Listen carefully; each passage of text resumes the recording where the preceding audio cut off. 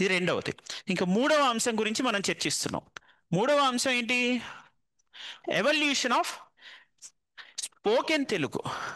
అంటే మన రోజువారీ తెలుగు భాషలో చోటు చేసుకున్నటువంటి మార్పులు, చోటు చేసుకోబోయే మార్పులు, పరిణామక్రమం గతం నుంచి ఏ విధంగా చోటు చేసుకుంది, అంటే ఏ రంగంలో ఏ విధంగా లింగ వచన విభక్తి ప్రత్యయాలలో, క్రియా విశేషణాలలో, భాషా భాగాలలో చోటు చేసుకుంటున్నటువంటి వివిధ మార్పులను మనం అధ్యయనం చేయడం జరుగుతుంది.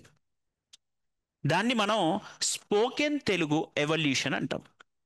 ఓకే, వ్యవహారిక భాషలో వస్తున్నటువంటి పరిణామాన్ని అర్థం చేసుకోవడం. అర్థమైందా? రోజువారీ భాష అనేది మనం మన అనుగుణంగా మనకు అర్థమయ్యే విధంగా మాట్లాడుకున్నాము. కానీ పారిభాషక పదం ఏం ఉపయోగిస్తాము? వ్యవహారిక భాష లేదా వాడుక భాష అంటాం. వ్యవహారిక భాష అనేది మనం ఏ విధంగా ఉంది అని ఏ క్రమంలో చూస్తున్నామో, ఏ కోణంలో చూస్తున్నామో, లింగము, వచనము, విభక్తి, ఇతర క్రియా విశేషణాలు వంటి భాషా భాగాలలో చోటు చేసుకున్న పరిణామం, మార్పులను మనం అధ్యయనం చేస్తున్నాం. అలా చేస్తే దాన్ని ఏమంటున్నాం మనం? ఎవల్యూషన్ ఆఫ్ స్పోకెన్ తెలుగు, వ్యవహారిక భాషలో వస్తున్న పరిణామక్రమం. రైట్, ఇది మనం అధ్యయనం చేస్తాం. అది ఏ దశ నుంచి ఏ దశ వరకు అంటే ప్రాచీన తెలుగు దశ నుండి నేటి ఆధునిక యుగం వరకు చోటు చేసుకున్న వ్యవహారిక భాష పరిణామం. అది ఏ రూపాలలో ఉండొచ్చు? మౌఖికంగా ఉండొచ్చు. మౌఖికం అంటే ఓరల్. నెక్స్ట్ లిఖితపూర్వకంగా ఉండొచ్చు. లిఖితం ఏ రూపాలలో ఉండొచ్చు? శాసన రూపంలో ఉండొచ్చు, దస్తావేజుల రూపంలో ఉండొచ్చు. క్రమేణా అది ఏ రూపంలోకి మారచ్చు? పత్రిక రూపంలోకి మారి ఉండొచ్చు. వివిధ కథానికలు, నవలలు, నాటకాల రూపంలోకి పరిణామం చెంది ఉండొచ్చు. ఇలా లిఖిత భాషలో కూడా చోటు చేసుకున్నటువంటి వివిధ క్రియా విశేషణాలు, వ్యాకరణ విశేషణాలకు సంబంధించిన పరిణామ క్రమాన్ని మనం అర్థం చేసుకొని వాటిని అనువర్తించడం, అందులో నుడికారయుక్త ప్రయోగాలను కూడా మనం చర్చించడం జరుగుతుంది. నుడికారయుక్త ప్రయోగాలు, వాటిపైన కూడా ప్రశ్నలు అడుగుతుంటారు. మూడవ అంశం అయింది. తర్వాత నాలుగవ అంశం influence of other languages and its impact on Telugu. మీరు ఇక్కడ 2 గంటలు కూర్చున్నా సరే, ఇంకా సెక్షన్ ఏకి అటు వెళ్ళేసరికి ఇంకింత ఉర్రు తొలగించే అవకాశం ఉంటుంది. అక్కడ ఉన్నటువంటి పాఠ్యాంశాలు అలా ఉంటే, ఇంకా సెక్షన్ బికి పేపర్ 2కి వెళ్తే ఈ శ్రీశ్రీ మహాప్రస్థానం కొంత పరిచయం చేస్తాను, కృష్ణపక్షం కొంత పరిచయం చేస్తాను, విశ్వనాథ సత్యనారాయణ ఆంధ్ర ప్రశస్తిని పరిచయం చేస్తాను. వీటిని పరిచయం చేస్తున్న క్రమంలో మీకు వాటి మూలం ఏంటి, వాటి ఆవశ్యకత ఏంటి, ఏ క్రమంలో మన పాఠ్య ప్రణాళిక చట్టాన్ని పొందుపరచడం జరిగిందనే అవగాహన వస్తుంది. ఓకే, రైట్, చూద్దాం. ఈ నాలుగవ అంశం influence of other languages and its impact on Telugu. ఏ భాషకైనా ఇతర భాషల ప్రభావం అనేది ఉంటుంది. ఆ భాష ఇతర భాషలపై కూడా ప్రభావం చూపిస్తుంది. అది అనాదిగా చోటు చేసుకుంటుంది. కాబట్టే మొదటి ప్రశ్న ద్రావిడ భాషల్లో తెలుగు స్థానం అని కనిపిస్తుంది. ద్రావిడ భాషలు అంటే ఏంటి? సోదర భాషలు. మన హాఫ్ నాలెడ్జ్ కమల్ హాసన్ చెప్పినట్టు కాదు అది. ఓకే, అన్ని ఎల్ల భాషలకు తమిళమే తల్లి అంటే అది అలా అనరు మన వాళ్ళు. భాషావేత్తలు ఏమంటారు? వాటిని సోదర భాషలు అంటారు, సిస్టర్ లాంగ్వేజెస్. వీటి మూలం ఏంటో ఎవరికి తెలియదు, ఏ భాష నుంచి ఇవి ఆవిర్భవించాయో తెలియదు. అందుకే వీటిని ప్రోటో ద్రవిడియన్ లాంగ్వేజెస్ అంటారు. ప్రస్తుతం ఉన్నటువంటి భాషలోని వ్యాకరణ అంశాలను విశ్లేషించి వాటి మూలం ఏముంటుందో కనుక్కునే ప్రయత్నం చేస్తుంటారు. దాన్నే మూల భాష అంటారు. ఆ మూల వీటన్నిటినీ ద్రవిడ భాషకు సంబంధించినటువంటి సోదర భాషలు అంటారు. ఈ సోదర భాషలన్నిటినీ అధ్యయనం, ప్రస్తుతం వాడుకలో ఉన్నవి, గతంలో వాడుకలో ఉన్నవి చేసి ఆ అధ్యయనం మూలంగా వాటి మూల పదం ఏముందో కనిపెడితే దాన్ని మూల ద్రావిడ భాష అంటారు. అందుకే ప్రీ అని వాడరు, ప్రోటో అని వాడతారు. ప్రోటోటైప్ అంటే ఈ విధంగా ఉండుండొచ్చు అని అంచనా వేసి చెప్పడం పరిశోధన కేంద్రంగా. భాషావేత్తలే అన్నిటికీ తల్లిదే అని క్లెయిమ్ చేయట్లేదు.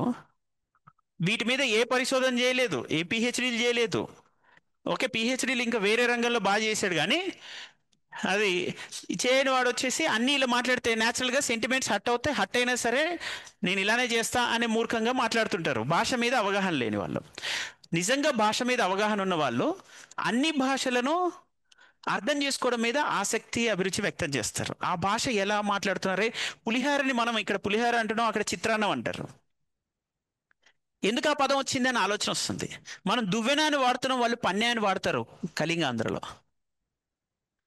ఆ పదం ప్రయోగంలో చోటు చేసుకున్నటువంటి చారిత్రక పరిణామం ఉంటుంది. ఒక్కొక్క ప్రాంతానికి ఒక్కొక్క చరిత్ర ఉంటుంది. ఆ చరిత్ర కేంద్రంగానే ఆ పేరు అనేది దానికి సహజంగా ఏర్పడుతుంది. ఆ పేరులో ఆ ప్రాంత సాంస్కృతిక వారసత్వ సంపద ఉంటుంది. ఆ ప్రాంత ప్రజల సాంస్కృతిక జీవన విధానం ఎలా ఉందో అర్థం చేసుకోవాలంటే భాషనే మొదటగా అర్థం చేసుకోవాలి. ఉదాహరణకి మనం మన పాలమూరు జిల్లా అని ఉపయోగిస్తుంటారు ఇప్పటికీ, మహబూబ్ నగర్ని. పాలమూరు అని ఎందుకు? పాలు మీగడగలి నిలయమైంది అనే అర్థంలోనే ఉంచింది కదా అది. అంటే అక్కడ షీప్ రేరింగ్, క్యాటిల్ రేరింగ్ అనేది జరుగుతుందని కదా. పశుపోషణ చాలా విస్తృతంగా ఉండడం వల్లే కదా ఆ ప్రాంతానికి ఆ పేరు వచ్చింది. ఆ పశుపోషణ అక్కడే ఎందుకు ఎక్కువ ఉంది? అక్కడ ఉన్నటువంటి వాతావరణ శీతోష్ణ స్థితి వలన ఆ పశుపోషణకి ఆలవాలమైనటువంటి భౌగోళిక పరిస్థితులు ఏర్పడ్డాయి. మరి ఆ భౌగోళిక పరిస్థితుల కేంద్రంగా వచ్చినటువంటి జీవన విధానానికి అనుగుణంగా ఆ ప్రాంతానికి ఆ పేరు వచ్చింది. మరి ఆ పేరుని మనం ఏ విధంగా మారుస్తున్నాం అనేది కూడా చాలా ముఖ్యం. అంటే ఇది మత కోణంలో కాకుండా ప్రాంత సంస్కృతి కోణంలో కూడా మనం చూస్తుండాలి. ఆ ప్రాంత సంస్కృతి ఏ విధంగా ఉంది, అక్కడ ఉన్నటువంటి భౌగోళిక స్థితుల కారణంగా అక్కడ పంటలు, ఆ పంటల కేంద్రంగా వంటలు, ఆ వంటల కేంద్రంగా వారి దేహదారుఢ్యం, వారి భాష, ఇవన్నీ వస్తుంటాయి. అంతే కదా. మనం తినే ఆహారం అక్కడ ఉన్నటువంటి శీతోష్ణ స్థితి కేంద్రంగానే కదా మనలో మెలనిన్ అనే ఒక వర్ణకం చేరి మన ఎలా ఉంటుంది మన శరీరం, చర్మం ఆ, నలుపుగా ఉంటుంది కొంత. అవునా కదా. అది ఉత్తర భారతదేశంలోని కాశ్మీర్ సానువుల్లో చూసినట్టుగా ఇక్కడ ఉండదు ఆ ప్రాంతం. ఇక్కడ తెల్లటి దుస్తులు ధరిస్తాం, అవి కూడా పల్చగా ఉండేటువంటి కాటన్ దుస్తులు ధరిస్తున్నాం. కాటన్కి సాయిల్ ఇది, కాటన్ సాయిల్స్ అని వాడతారు మీరు, రెగూర్ సాయిల్స్, నల్లరేగడి నేలల్ని. మరి నల్లరేగడి నేలలో ఇది ఉష్ణమండలంలో ఉన్నాము, పల్చటి తెల్ల దుస్తులు ధరించడం వల్ల దానిలో ఉన్నటువంటి భౌతిక దృగ్విషయం ఏంటి, ఫిజిక్స్ ఏంటి? సన్ రేస్ రిఫ్లెక్ట్ చేస్తుంది, అదే కదా బేసిక్. సూర్యకిరణాలను అది తిరిగి ప్రతిబింబించగలుగుతుంది, కాబట్టి మన శరీరంలోకి ఎక్కువ వేడిమి చేరదు. దాంతో మనం ఇక్కడ ఉన్నటువంటి వాతావరణానికి అక్లిమటైజ్ అయ్యాం, అని అనుకూలతను సాధించాం. అది సహజంగా చోటు చేసుకున్నటువంటి ఈ పరిణామ క్రమంలో మనుషుల జీవన విధానాన్ని అర్థం చేసుకోవడానికి ఏది ఉపయోగపడుతుంది? పద వ్యుత్పత్తి, చరిత్ర. ఆ పదం పుట్టుక, ఆవిర్భావం, ఆ పదానికి సంబంధించినటువంటి చరిత్రలో ఒక మానవ సాంస్కృతిక వారసత్వ సంపద కూడా కనిపిస్తుంటుంది. అందుకే సాహిత్యం వాటిని ప్రతిబింబించే విధంగా ఉంటుంది. భాషను అర్థం చేసుకుంటే తర్వాత ఆ సాహిత్యం ఈ భాషకి ఏ విధంగా మూలవాహికగా పనిచేస్తుందో తెలుస్తుంది. అర్థమవుతుందా? ఇది భాష యొక్క ఆవశ్యకత. ఆవశ్యకత తెలిస్తే దాని ఔన్నత్యం తెలుస్తుంది. ఒక వ్యక్తి మనకి అవసరం అని తెలిస్తేనే కదా ఆ వ్యక్తికి గౌరవం పెరుగుతుంది. ఇప్పుడు అజిత్ దోవెల్ అనే వ్యక్తి మనందరికి తెలుసు కదా, తెలుసా తెలీదా? National security adviser. ఆ వ్యక్తి ఆవశ్యకత తెలియడం వల్ల ఆ వ్యక్తి ఔన్నత్యం పెరుగుతుంది సహజంగా. అలానే భాష, వ్యక్తి అయినా భాష అయినా సంస్కృతి అయినా వాటి ప్రయోజనం ఏంటో మనకి తెలుస్తుంటే ప్రత్యక్షంగా వాటిని ఎలా కాపాడుకోవాలనే ఆలోచన కూడా పెరుగుతుంది. భాషను ఇప్పుడు ఎందుకు కాపాడుకోవాలని భావిస్తున్నారు? భాష అంటే మన ఉనికి, భాష అంటే మన అస్తిత్వం, భాష అంటే మన సంస్కృతి, భాష అంటే మన పూర్వం నుంచి ఇప్పటి వరకు కొనసాగిస్తున్న సాంస్కృతిక వారసత్వ సంపద. ఈ భాషని మనం కాపాడుకునే స్థితికి వచ్చామంటే మన ఉనికిని, అస్తిత్వాన్ని మనం కోల్పోతున్నాం అని అర్థం. కోల్పోవడం వల్ల ఏంటి జరిగే నష్టం సమాజంలో? భవిష్యత్తులో నువ్వు పరాయి పాలనకి లోనవుతున్నావు అని అర్థం. శరీరం నీది కానీ ఆలోచన నీది కాదు. నీ భాష, నీ అస్తిత్వం, ఉనికి నీది కాదు అంటే ఇతరుల ఉనికిలోకి నువ్వు ప్రవేశిస్తున్నావు. అంతే కదా. ఇప్పుడు నిన్ను భౌతికంగా ఒకరు ఆక్రమిస్తే అది వలస పాలన అంటున్నావు. మరి నీ మెదడును ఇతరులు ఆక్రమిస్తే అది బానిస పాలన అంటారు. సో భాషలో ఏముంటుంది? ఉన్నతి ఉంటుంది, ఆత్మోన్నతి అంటాం, సెల్ఫ్ ఎస్టీమ్. భాషలో ఆత్మస్థైర్యం ఉంటుంది, భాషలో నీ సాంస్కృతిక చిహ్నం, అస్తిత్వం ఉంటుంది. తద్వారా నీకు ఒక ప్రపంచంలో గుర్తింపు లభిస్తుంది, ఐడెంటిటీ అంటారు. అవునా? గుర్తింపు నుంచి గౌరవం లభిస్తుంది. గుర్తింపు గౌరవం ఉండడం వల్ల బ్రాండ్ ఇమేజ్ పెరిగి నీకు ఎకనమిక్ వాల్యూ పెరుగుతుంది. రెస్పెక్ట్ రెమ్యునరేషన్ నుంచి ఇంకా పెరుగుతుంది. రికగ్నిషన్ అనేది వస్తుంటుంది. రికగ్నిషన్, రెస్పెక్ట్, రెమ్యునరేషన్, ఆర్ఆర్ఆర్, అదే ఇవన్నీ. సో ఇవి మనకి నేను చెప్తున్న పాయింట్స్. అంటే భాష ఆవశ్యకత ఇవన్నీ కూడా విశ్లేషణాత్మకంగా మనం రాయడానికి పెద్ద కష్టమైన విషయం కాదు. క్లాసులు వింటున్నప్పుడు, మీరు చదువుతున్నప్పుడు ఆటోమేటిక్గా మీలో ఆ భావన కలుగుతుంటుంది. ఎందుకంటే 1-2 క్లాసులు కావు కదా, 300 గంటలు చెప్పాలి. 300 గంటలు పంచాయతీ ఇది 500 మార్కులకి.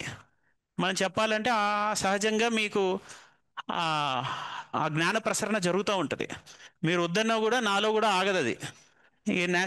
సహజంగా అది ప్రవేశిస్తూ ఉంటుంది. ఆ పరకాయ ప్రవేశం నేను చేసినప్పుడు సడన్గా నన్నయ్య అయిపోతుంటాను, సడన్గా తిక్కన అయిపోతుంటాను.